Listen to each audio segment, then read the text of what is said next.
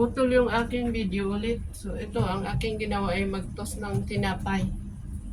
Tinapay na pang-almusal. Tapos magbo-boil tayo ng isang itlog.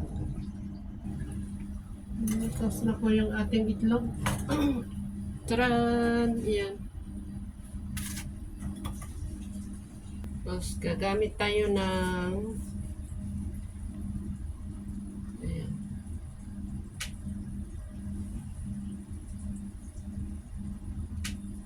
peanut butter. Ganito lang ako, ganito lang kadami ang aking ilalagay. Ito yung crunchy, hindi. Ito yung creamy. Crunchy na peanut butter. Sensya na, malayo yung pinaglagyan ko ng camera.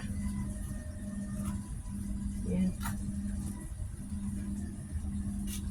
Kunti lang ating ilagay para sabihin nga nila sa lahat ng sobra ay hindi maganda. So, ayan.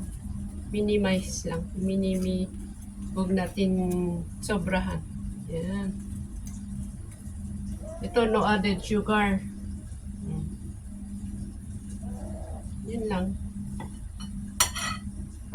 Dahil yung aking hard-boiled egg ay parang hindi ata suitable, hindi ata magandang i-pair dito sa may butter. May peanut butter. So, mamaya ko na lang kainin yung aking hard-boiled egg.